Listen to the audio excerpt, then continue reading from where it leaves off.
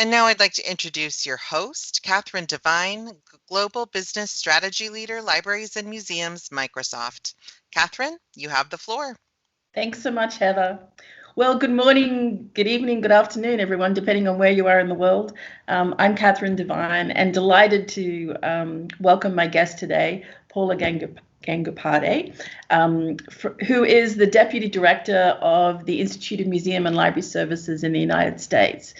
And today we're going on our continuing travels around the world, exploring different regions and what are the trends in different regions. And today is going to be United States, North America region. So welcome, Paula. You are in Detroit this morning, but normally you're working in Washington, D.C.? Yeah, thank you, Catherine. Wonderful to be here. Yeah, and of course I'm in sunny Seattle. No, that's just a joke. It's not sunny at all in Seattle, never is.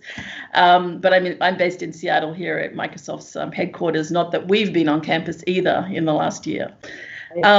So today I'm really excited to have this conversation. It's been coming for a long time, and really, we've connected over the years in my time here at Microsoft, and really admire all the work that you've done and the work that you're doing at IMLS, and really excited about exploring this conversation today as we look at some of the trends, and particularly, well, we're always talking about this, but particularly the impact that COVID has had. And this pandemic has had on how we think about museums. But maybe we could just start with, a little bit about your background and, your foray into digital transformation in museums, because you have an amazing career as well. Thank you, Catherine. It's really a pleasure to be here. And, every time you and I have talked, the time always seems short, right? We could just go on forever. So I'm really looking forward to this conversation and, sharing as much as I know. This is a topic, of my passion. To your question, I forayed into the world of digital, or, came to know about the power of digital technology way back in 1998. And at that time, I was not working in museums. I was actually working for the mayor of Lansing, Michigan, leading a commission, a very high-powered commission on school reform, K through 12 school reform. And that was tied to retaining General Motors in town. And General Motors executives were looking at the rate of attrition. They were feeling that the school district is not providing the workforce, that they needed for the future. And the commission really started focusing on forward-thinking goals of how the school could be the school of the 21st century. So in any case, digital technology was one of the subcommittees that I was chairing. And I was so fortunate to really have my grounding into, learning from experts who were trying to help the district. But there were so many transferable sort of lessons, that I learned in those years about infrastructure, about the technology skills that the future generation will need, the teacher training, how you cannot do it all alone, you have to sort of have partnerships. So that was a wonderful grounding. Fast forward 2008, I get hired by the Henry Ford. And for those of you who do not know what the Henry Ford means, it's a multi-site destination in Detroit or in Dearborn, Michigan. There's Henry Ford Museum, Greenfield Village, Ford Rouge Factory Tour, the Benson Ford Research Center. So it's a multi-site destination that really is about America's innovation and ingenuity. And I was hired with a very ambitious goal to change the paradigm for education, not only at the Henry Ford, but in the United States and beyond. And the only way to do that was to make the Henry Ford a national, resource. And to be national, you have to have, access digital technology. So for me, it was a crash course of learning by doing. I had never done digital in museums before, but I was thrilled. I love challenges. I love, doing new things. And so we came up with a strategic plan. And even though it was K through 12 education and informal education focused, my role later on, I became the chief learning officer. What the work sort of really led to the ubiquitous application of technology, not only in education, but in the visitor experience, in how we were collecting, how we were digitizing, and so it was foundational. It was wonderful. We were changing strategies as we were going. We very soon realized that digital does not mean IT, and IT and digital are totally different. So we created new positions, hiring people with digital skills, and it just led to new partnerships, new funding opportunities, new TV shows, and it was just like wonderful to see. But I have to tell you, there was some fear in the beginning because as per gated admission, the institution was doing wonderful. So there was this fear that if we adopt digital, people will not come, and we'll have to sort of start giving away free. So I had to work through all of that. So it was a wonderful 8-year journey. Fast forward to 2016, I joined IMLS in my current role as the Deputy Director, the Office of Museum Services, and I get this lens to take a 30,000, like feet high look at 30,000 museums or so, and it was fascinating, a whole different challenge altogether. And I'm very data driven, so I wanted to find out what is the state? What is IMLS funding? Because digital is such a broad term. Like what within digital are we funding? So that's, and I'll tell you more when we get deeper. Yes. That's sort So of much my to journey cover. into digital. Mm-hmm. Yeah, I do love what you said, and I think it's very relevant today, is this idea that if you want to go national, you have to embrace digital. And I think, that's going to be, I've said this many times now, as I'm sure you have, the silver lining of COVID is this recognition that to be accessible, to reach a broader audience, digital is the tool to do that. And it's not an either or conversation. It's not at the expense of the physical museum. But now that you're in this amazing role at IMLS, and we'll get later into your future plans. Tell me a little bit about that universe of US museums. What are you seeing there? What is the thing? That must be so fascinating to have gone from achieving change in one organization to looking at this entire universe and how you can impact a much broader. So tell me about that. Tell me about US museums and what are you seeing there? Sure. So the U.S. museums, when we talk about museums, the heterogeneity is fascinating. So when we say museums, it is the science museum, the science centers, the children's museum, the history museum, the art museums, the zoos and the aquaria, the botanical gardens, specialized museums like Museum of Cheese, and even like the historic house museum. So the whole range of museums is fascinating. And what I'm mentioning is the disciplines, the types of museums, right? Mm-hmm. There is difference with the size of museums. Like there are like small, medium, large. And I've had the good fortune of starting my career working in a very small historical house, that was run by volunteers, and I was the only paid staff. To like ending my career before I came to IMLS at the Henry Ford, where we had like 1,500 staff members. So I've seen sort of the whole gamut. And I think out of the approximately 30,000 museums we have, nearly half of them are like the smaller institutions. So size is a factor. And then the other issue is where they are located.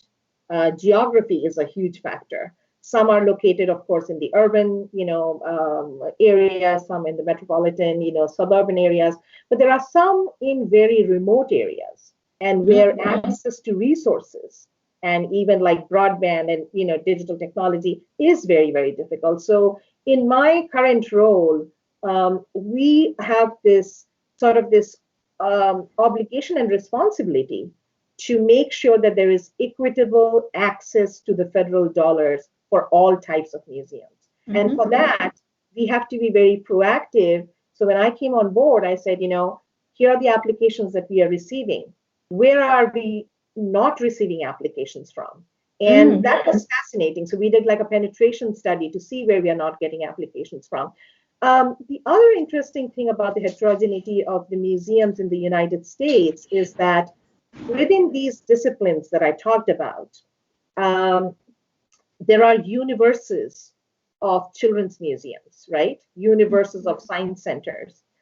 A small zoo may have a $3 million budget and be small, but a historic house museum may have a $250,000 budget. So that's sort of the gamut of what we are looking at. And I think it is extremely important for us to accept that fact and be constantly, be alert about that, because there is really no one size fits all. And that's what, we are seeing. Yeah.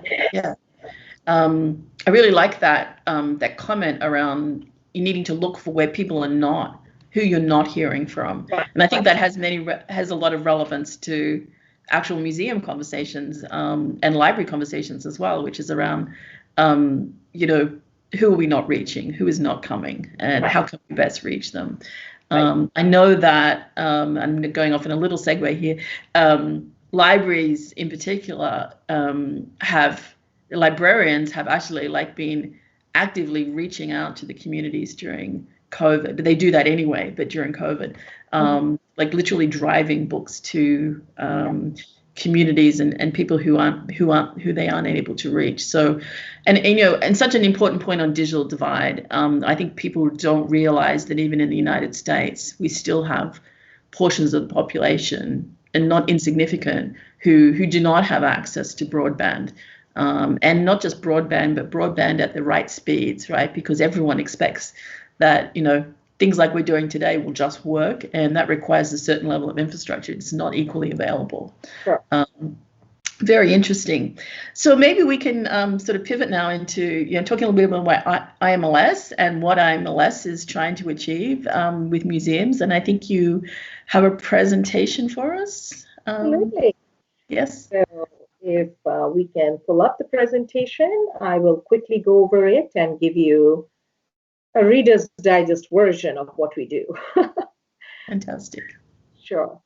So, today I'll just focus on some of the opportunities and challenges of digital transformation in the U.S. museum sector. And I'll be using the lens from one funder's perspective, the Institute of Museum and Library Services. So we can go on to the next slide. So what is IMLS? For those of you who are not familiar with IMLS, or the Institute of Museum and Library Services, we are the primary source of federal support for the nation's libraries and museums. And there are approximately 125,000 libraries and about 30,000 museums in this country. You have to be eligible to get our funding, or even to apply for our funding. And those eligible institutions vary by program, but they include museums, libraries, colleges and universities, organizations that serve museums, federally recognized Native American tribes, and organizations that serve Native Hawaiians. So, many institutions can actually apply, for our funding. The current level of IMLS funding for museums and libraries is $257 million. And this number, I'm happy to say, has increased in the last couple of years. So I always say we love to get money to give money out. So the way the structure is set up, bulk of the IMLS funding goes to the Grants to State Library Program, which is a formula-driven program where each state receives a certain amount of funding from IMLS based on its population. And then the remaining is divvied up between the Office of Library Service and Museum Service in the form of discretionary grants. And there's an annual cycle, and I'll go over some of the programs that we offer. The current level of funding for the Office of Museum Services is a little over 40 million. So the IMLS Museum Grant Programs, our largest grant program is Museums for America, which is a little over 20 million. And, this is an opportunity or a pool of money for individual museums to apply. Like if you're a university or a federally recognized tribe, you cannot apply in this particular program. And we have three broad categories within this program, which is collections, learning, and community. And your program, you can ask for funding for exhibits, to collection preservation, to developing, audience engagement programs and all of that. We launched Inspire Grant for Small Museums in 2018 or 19 because we were constantly hearing that small museums had this myth in their mind that IMLS is not for them. And like as I talked about the penetration study, when we went and found, some of those remote areas, there were many small museums that had never applied because they just felt that it's an overwhelming, procedure to apply for a federal grant. So we wanted to break that myth, and we, launched this program. And I have to tell you, in 2.5 years, this has become one of our most popular programs. The number of applications are going up. With the increased appropriation, we are able to fund double the number of awards that we have funded in the past. Museums Empowered, similarly, was a new grant program that we launched in 2017 for professional development. Digital technology is a part of professional development. Unlike the library side, we do not have a dedicated professional development fund for the museum. So we said, rather than wait for additional funding to come in, let's carve out some funding and dedicate it. And again, some tremendous programs are happening, through this program. Then we have the National Leadership Grant for Museums. That is where universities, nonprofits, foundations, of course, museums and museum associations, can apply for funding. These are normally large projects, and they are for tools and resources that will impact not just one individual museum, but the larger sector. And collaboration is a key feature. Then we have the Museum Grant for African American History and Culture program, which was actually, which came into existence at the same time under the same legislation that led to the National Museum of African American History and Culture in Washington, D.C. And then that program serves African American museums across the nation and the historically Black colleges, or HBCUs.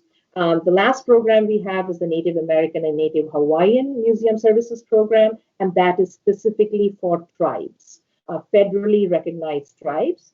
And lo and behold, this year we have a new authorization that passed that we will get a new stream of funding for an American Latino museum program, similar to the African American history. So, of course, pending appropriation, we don't have the money yet, but again, very exciting, and this sort of shows you the whole range of ways we support museums in the nation. So, next slide. So, apart from the discretionary grant, if we see that there is a particular need, or there is, there is a gap that is not being filled with some of the discretionary grants, IMLS engages in cooperative agreements with certain partners. So, for example, we have had a long partnership with American Alliance of Museum with the MAP program that is about capacity building of small and medium museums. I'll talk about some of the other ones. I'm not going to go through all of them. But then we have some interagency agreement with other federal agency, like the Department of Education that is funding STEM and making. They give us the money. We find a cooperator, which is the New York Hall of Science, and they work with museums across the nation. So due to restricted time, I won't go through all of these, but this sort of gives you an idea of several cooperative agreements, large initiatives that my office, works on as well. Next slide. And so a quick snapshot, like I said, when I came on board, I'm data driven. I wanted to find out what we are funding. So I had asked my staff whether they could do an internal scan of awarded grants, and tell me what kind of digital projects we are funded. And we have done internal scans on many different topics, but I'll focus on digital. And so we did like a 5-year snapshot, and some of the insights that we got from that is that we've made about 12 over 1,200 awards, say between 2014 and 18. That's the time period we took. And out of those, about 20% were for digital projects.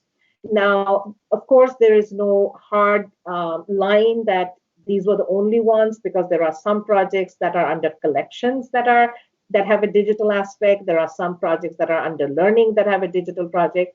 But overall, in these 5 years, we have invested approximately 29.4 million on digital projects, and this is not capturing the last 2 years, 3 years that I'm talking about. So it's much more now. Art museums, very interestingly, have received the highest number of grants for digital projects. They are the ones who are doing more things digital compared to museums of other discipline. But of course, history museums are, they follow suit. The types of projects, majority of the digital funded projects are traditional digital asset management. Give us the money, we need to digitize these. And so that was a fascinating, thing for me to see. Close to 70% of the funded grants were for digitization. Some for for educational technology, and some a combination of both. But that sort of showed us the gap of what was not happening. Were they digitizing just for the sake of digitizing? What about access? What about packaging and using it for audience engagement? So those are the kind of areas we were identifying. And size of the museums, we found that our funding is really helping many small and medium-sized museums, and then some very large museums. So some very large museums, we have phenomenal work that's going on. I'm sure our funding is only a small part of what they're doing, but we have some very good exemplars. Continue. So very quickly, some of the grantee project examples, and the ones that I picked here are really, we're talking about, transformation, right? So rather than just digitization kind of projects, these are some of the projects that I've talked about in my presentations. The Peabody Essex Museum, they developed an open source application called Access App, which was to help the blind and the low vision visitors participate more completely in the museum exhibits. The Lower East Side Tenement Museum, fascinating project using crowdsourcing, something that is not very common in the museum, where museums like to do things themselves. They don't like to give that power, to the community. These guys, they collected 1,500 oral stories under the grant, bringing the database total to 3,300 stories. Multiple partners, and once you hear them go through it, it's so complex, but they have made it so simple. So we are very proud, of this project. The Lawrence Hall of Science, it's a major research project, like $857,000, but they are trying to do a 3-year research study to improve understanding of collective learning on groups and families using augmented reality. So the research will help the entire sector. The Clackamas County Historical Society, $20,000 grant. They just took like a very traditional exhibit that they had. They partnered with Washington State University and Portland State University, and they developed new technologies and augmented reality tour. So again, little money, but big ideas. Monterey Bay Aquarium Foundation, they improve children's science learning by introducing a real-life lab-based field experience. And they also created ebooks, that are now available. And last but not the least, the Mingay International Museum in San Diego, another fascinating project where they actually, acting on the recommendations of the internal assessment, They completed a digital transformation to build internal staff capacity and literacy of structures and systems to more effectively deploy digital tools. And they actually received another funding from us recently to take that forward now that the museum is closed, due to pandemic. So I wanted to give you kind of a quick idea about, the types of projects that we have funded apart from the general digital projects. Next slide. So broad takeaways. This is very, very important as we are talking about trends, gaps, opportunities, and areas of transformation. We still find, and I don't, share this as a criticism, because unless we really face reality, we will not know where to focus our efforts, right? So there is still lack of projects that are building sector-wide networks, common platform, cross-cutting, adaptable tools. Individually, a lot of things are happening, but that whole cross-sector partnership is, still can happen. There are lack of projects that are based on collaborations within the museum sector or cross-sector. There are so many other institutions that the museums can partner with.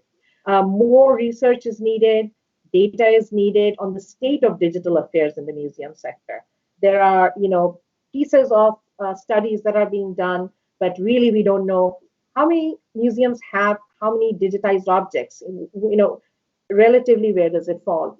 The support for mentorship for small museums who are lagging behind, focus on professional development and networking for those who cannot attend conferences and paid trainings. Next slide. And there is ambiguity with open education resources, the OERs, something which is very popular and has caught speed in the library world. As we have scanned, who's doing open education resources. Maybe there's ambiguity with the definition, but again, there's a lack of alignment with the overall OER movement that has been gaining momentum, and we don't want museums to lose out on that.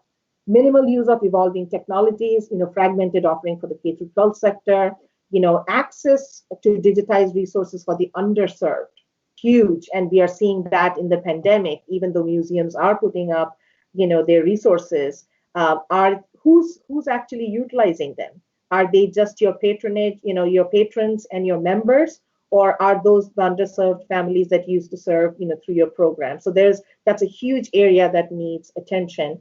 And then biggest, sustainability of innovative pilots. We fund so many, but what happens to those? We don't want them to be this too shall pass, kind of projects. Next slide. So what did we do? So looking at what we were getting, where the gaps are, we did some targeted efforts. We refocused OMS funding opportunities. Within the Museums Empowered Professional Development Grant, we actually created digital technology as a category, and the number of applications and the number of projects we are funding has increased. So that's like a direct way of doing it. Next slide. We also took a look at the national leadership grants, which are larger pools of money for institutions beyond just museums. We revamped the categories within national leadership grant and introduced a category focused on digital platforms and applications. And the reason I say this is sometimes people think, funders just receive applications and they give out. We do that. But as funders, we also have to be catalysts ourselves. And if we see that something is not happening, we have to make the implicit explicit. And that's what we are doing through our notice for funding opportunity. We are spelling out and we are calling out. And on the next slide, you will see very specific language that we have used. Next slide. Very specific language that we have introduced recently on digital strategy, virtual reality, crowdsourcing, big data, open data, fellowship, and apps, staff capacity. So digital archiving, augmented reality. So we are really trying to give examples and sort of nudge the field to come up with these ideas and embrace these new and emerging technologies to do that. And we are seeing the needle move, as I would say. Next slide. So we did 3 focused initiatives. One is this website is going to be launching soon, maybe this week, maybe next week. We have been working on it for 2.5 years now. Museums for Digital Learning is a collaborative project with New Fields, which is the Indianapolis Museum of Art, in partnership with Field Museum and History Colorado. And basically, this is a one-stop shop, a digital platform where museums of all disciplines, all types, all geographic areas can come together and create curated K through 12 educational content. And remember some of the gaps that we were seeing. So this is one of our targeted projects, and we started with these 3 museums. And once we created the templates, it's basically focused on building the capacity of the museums who do not know how to do that or are doing it in a fragmented manner, right? So even within like a month after we created the template, 22 museums have come on board, used those templates, created the resource kit, and we are really, really excited that that we'll be launching this project, which is just the beginning, and as I would say, and it will only grow. The next project is again a cross-sector partnership, which is with a partnership with Games for Change. It was a grant that we had given to them to educate museum educators on game design. That's another technology-rooted thing. And then when COVID hit, we actually awarded them a supplement to increase the number of museums and museum staff in some of the COVID hit cities. So they are working with New York, Los Angeles, Detroit, Atlanta, and some of the other cities. They just wrapped up a training, and they said, this is the first time we are working with museums, and this is such an exciting and empowering. And through those games, they're going to be reaching out to about 3,000 underserved teens who actually be working on a game focused on resilience tied to the pandemic. So again, making things relevant. The last project that I want to mention that we just launched a few months ago was, when we gave out the CARES Act or the stimulus funding, many of the small museums did not have the capacity or the resources to apply. So again, we talk about digital divide. I think there's a digital divide even within the museums, right? The small and the large.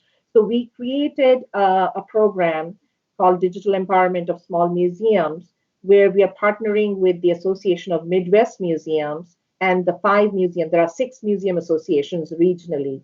They came together for the first time post-pandemic. They collaborate, they do a lot of work together, but on something like this was a new thing for them. And with a tech consultant and some of the tech fellows, they are creating a platform and a hub where they'll be training 5,000 museum staff and volunteers free during this time, during like an 18-month period. So these 3 are like sort of the targeted efforts, on behalf of IMLS that we have funded. And the last couple of slides here, CARES Act funding, IMLS did receive $50 million in coronavirus response. And this investment was aimed at very specifically at enabling museums and libraries to prevent, prepare, and respond to the coronavirus, including expanding digital network access, purchasing internet accessible devices, and providing technical support services to the community. So very digital focused. And 30 million, as per our structure, did go to grants to state program. That is a library program. But the good news is that many of the museums, we put in a sentence that we encourage them to partner with museums and tribes. And there are many museums that are benefiting from that. And then we gave out the CARES Act funding for libraries and museum, and another program for the Native American and Native Hawaiian tribes. We also launched a very large project called the Realm Project, the reopening of archives, libraries, and museums. And this is a project where there's a scientific study going on the impact of the virus on different materials that are used in libraries and museums, like books and leather-bound books to plastic to. So we have a steering committee. Mellon Foundation came in, Carnegie Foundation came in and pitched in, funds, and so it's a wonderful partnership.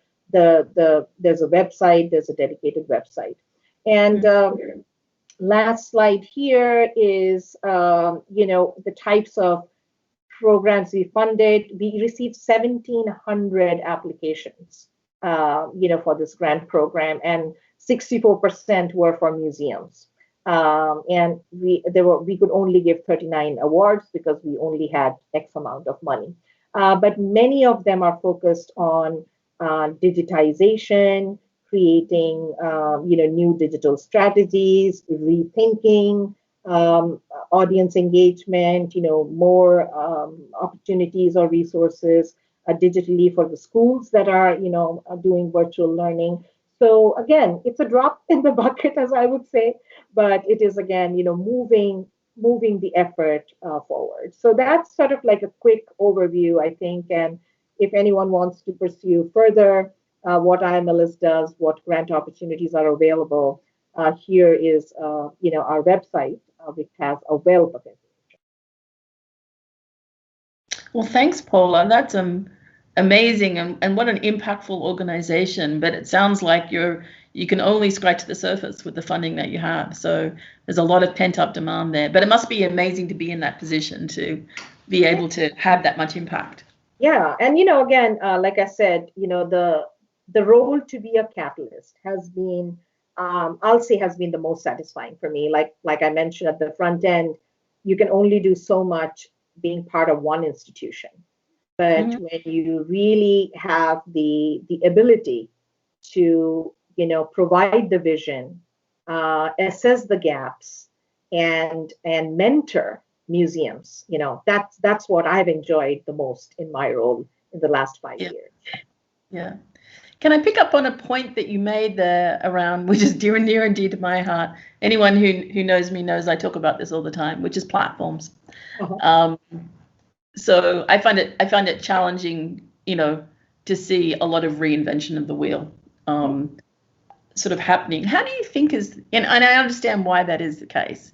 And I'm not suggesting there's anything wrong with that. But when I look at efficiencies at a sector-wide level, and also in my current role at a global level, then sort of I'm interested in what is the best way to help us, move to this idea of platform rather than custom bespoke, solving for one museum. Do you have any thoughts on that?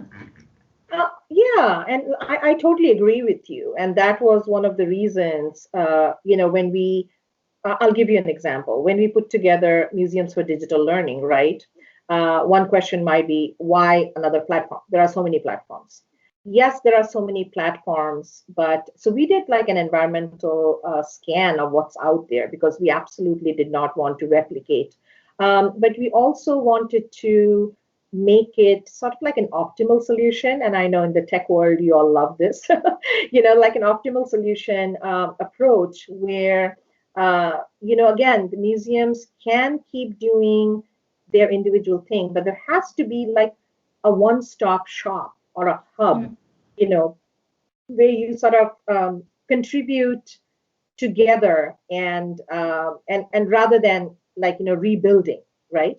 And that is an example. So I completely agree with you that there is definitely a need for more collaboration.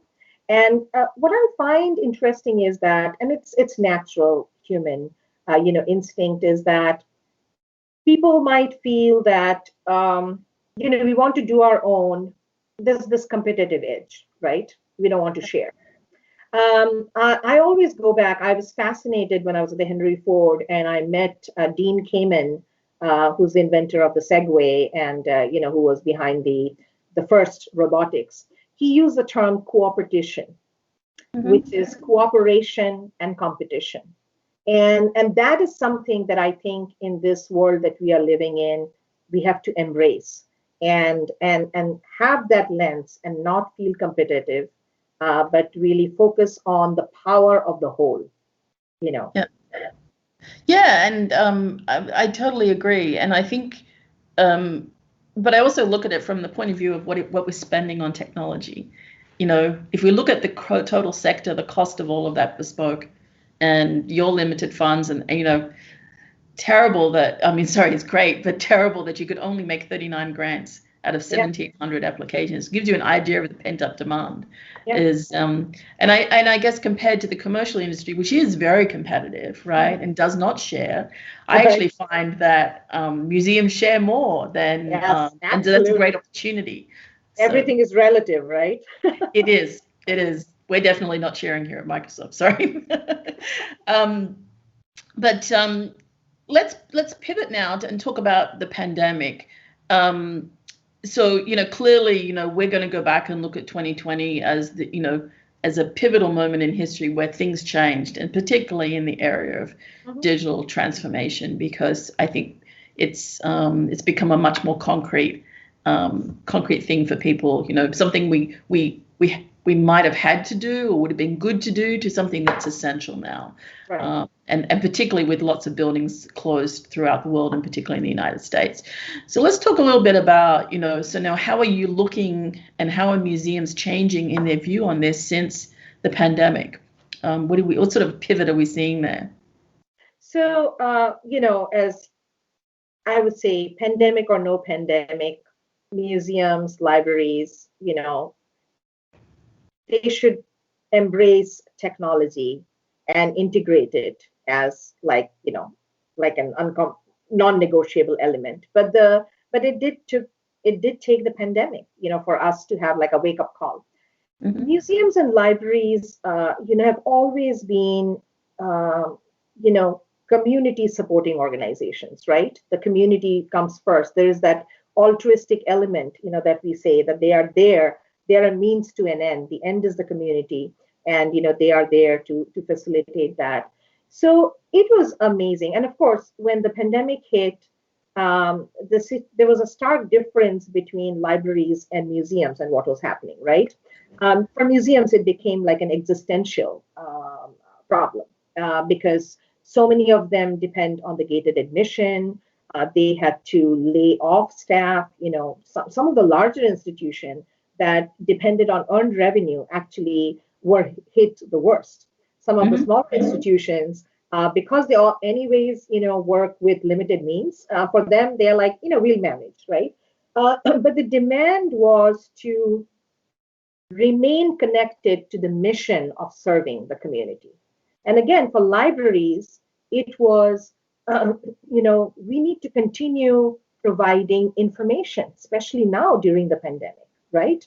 Because if our constituents do not have that information access that you can just walk in and get free from a library, so how do we do that? So that was a huge issue. For museums, it was, museums were scrambling and getting as many digital assets and resources, available. So even though many of the frontline and the security staff got laid off, the curatorial and education staff remained, to continue with that mission. And they have done phenomenal, and not only with digital, but we have museums that are, working with food banks, and they are, one of our CARES Act fund museums, they were utilizing pizza boxes and putting STEM-related activity kits and driving up to the native, tribes. So, it's like heartwarming, to see, what they have done. Coming back to digital, right? We have put out resources as much as possible, we meaning the museum sector. The quality of what has been put out has to be assessed, right? Like, are they just peripheral, pieces, or do they have the depth of engagement and content? Because you want these sort of resources to live beyond the pandemic, right? So that continuous improvement. Who's evaluating what's out there is a huge, thing that we talk about. And the third thing I would say is who's accessing. Who is accessing? Like I've asked this to many museums that we work with. They say, oh, our resources are being used. Who's using it? Our members and our patrons. What's happening with the underserved? Oh, we don't know. Some of them may not have broadband. So that brings me to, some of the challenges and opportunities the museum sector has to embrace for the immediate, future, do we have to sort of recreate spaces like the libraries where you provide hotspots, where you provide some devices where the community can, the kids can come and do homework? Can you provide teens from, with masks, with socially distanced, for some homework help, for the front line? So that shift has to happen, that it's not just getting some resources on the, on the website and our job is done. It's like, how are you changing your role as a community anchor? That's a long answer to your question. No, but it's fascinating, and I think so important. I think, I've said this many times, people are probably sick of hearing it now, but I think it's an important point. We will look back on this as the point that we realized that we were inadvertently being inaccessible, right? We never intentionally decide to be inaccessible, and we talked about accessibility, but actually, by not being digital and not out looking at reach through digital, we were actually limiting access. I read a great article in the New York Times, I think it was yesterday, about a woman who was now really active in her Parents and Teachers Association group at her school. But she was disabled, and she had never been able to participate in this New York Public Schools PTA previously, but now she could. And she talked about how transformational it was. And she had some amazing, unique skills or something that she could really contribute. She was an educator or something. And I'm like, this is not just in museums, this is everywhere, right? Is this kind of access, even doing things like what we're doing today. But that will be that transformational moment. Yeah, and I would add that, sometimes we feel, and I'll draw like a connection between a library and a museum. Sometimes, museums will say, we don't need to create, spaces for hotspots. Libraries do that. My answer to that is, the need is so huge. The community need is so huge. If they do it and you do it, you are not competing. You're just expanding the service, right? Yeah. But that's where the thinking has to shift. And how many museums will do that? But if providing access is the core element of our mission, which I'm sure it is, then we have to walk the walk, and we have to change with times, and we have to be adaptive. Yeah, absolutely. Well, as we start to wrap up, you are sadly moving on from IMLS, and tell us about what the future holds for you. Sure. So, it is exciting. Like I said, I came with, very focused goals on what I wanted to do. And I'm extremely fortunate and thankful that in these 5 years, I was able to do everything and more, thanks to the collaboration of not only my IMLS colleagues, but the sector connections that I have made is fascinating. And, like all of us during our tenure can only give so much. There's so much more that needs to be done. So I am, I did decide earlier last year that I was going to move after 5 years. Our director has asked me to stay on in a senior advisor capacity to him for a few more months, which I've agreed to. And so what I'll be doing is beyond February 12th, oh my gosh, it's coming up fast. Wow. I'll be transitioning from my deputy director role to the senior advisor role, but I'm going to be doing something which is I'm very passionate about. I was passionate about when I was on the board of IMLS, and and our director and I connected it from like day one. The museum side does not have a museum-wide survey, and the lack of data on the value of what we bring is huge. We can always, whine and cry and say we don't get more money, but unless you show it with data and stories, stats and stories, things will not move. So I've been charged to design a comprehensive plan of how IMLS probably can, conduct a survey like they do for the library side. They have a public library survey. But my vision is like not just one survey, but how do we get there? So I'll be doing that, and then also come up with recommendations for a state level grants distribution like the library side has. The library side has like 180 plus million dollars that goes to the state. The museum side does not have. So those will be like my two big project. But Catherine, if I may share just like my parting thoughts, as Yes. my 2 cents humble advice to the museum sector, that is that for any transformation, 3 P's are important. Mm-hmm. And the 3 P's are people, process, and product. Mm-hmm. When I say people, the CEOs have to really, change and prioritize, digital. The curators have to rethink how they are curating, because curating for digital is different than what you do for an on-site exhibition. Collections folks have to change their focus on not digitizing for the sake of digitizing, but building in access as the number one. The education and outreach folks have to change, their definition of how they reach out and what they do. In terms of process, something that we need to do better on, we have to be more agile and iterative. We try to create something that is so ideal that that then doesn't get used. And in terms of product, we talked about the product definition of what we offer, monetizing, sustaining beyond that is very, very important. Yes, yeah, such wise words.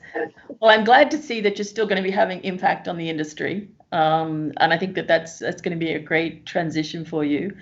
We're going to take some questions from the audience just before we finally wrap up. But let me just say thank you for, in advance, thank you for your time today and sharing the amazing work that you've done, the impact you've had, and the work that IMLS is doing. It's really amazing and clearly needed. So that's great. But let's take some questions from the audience. Sure. We had a question around.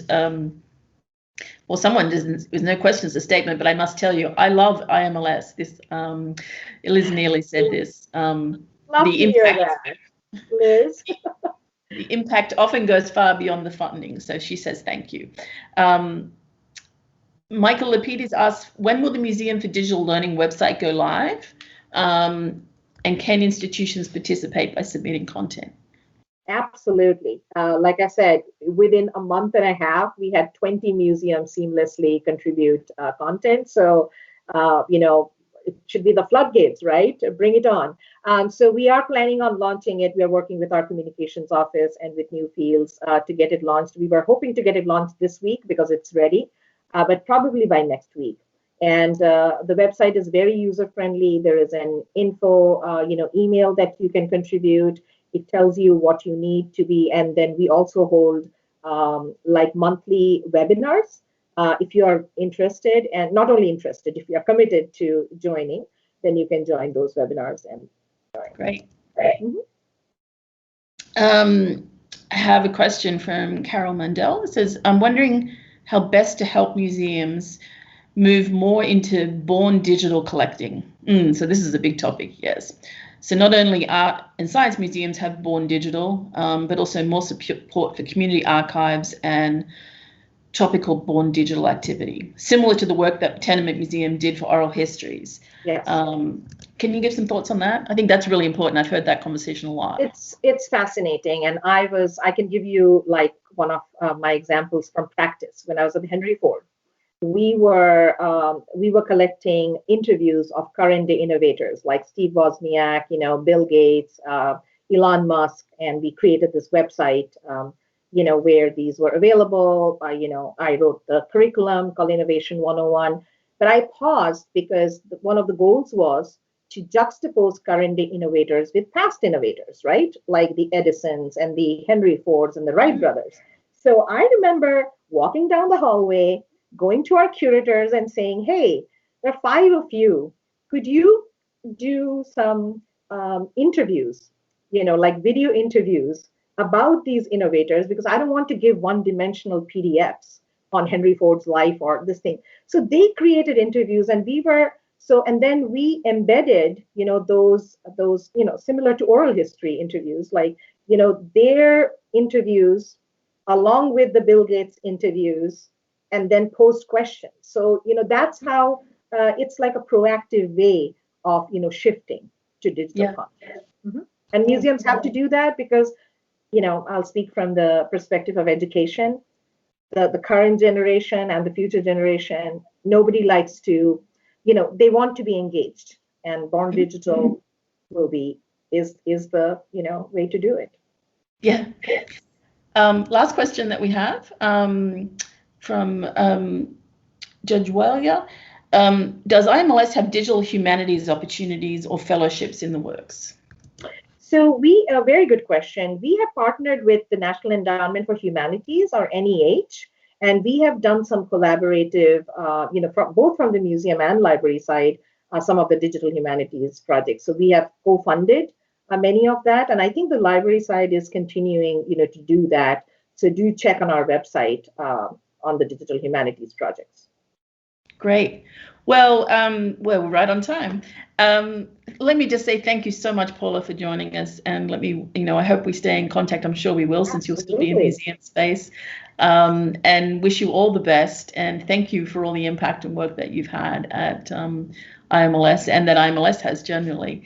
Thanks so much. Any parting words before we wrap up? No, I'm extremely. First of all, thank you so much for inviting me. It is, this was not rushed at all. So I feel really good that we had a nice. We were talking about like a fire chat conversation, but this was really good. I feel good that I was able to share so much, and I'm very, very pleased to see the conversations that are going on. The conversations they've picked up, during the pandemic. There are so many webinars on trends and all that. I'm a doer. I would just say my parting word is, let's roll up our sleeves and get to do some things. And again, focus on being iterative. You cannot solve the world's problem, but let's roll up our sleeves, get a partner, or just start doing it. Nike's thing, right? Just do it. Yeah. Less talking, more doing. Yeah. Yes. Great. Well, thanks again so much, Paula. And Heather, we'll wrap up now. Thank you so much. Thank you for joining us today. As a reminder, you can access the event recording at the same location you used to join today's event. Lastly, your feedback is important. Please take a few minutes to let us know how we did by completing a short survey that will appear in your browser window shortly after the stream ends. I'd like to extend a final thank you to our presenters. This concludes today's event. You may now disconnect.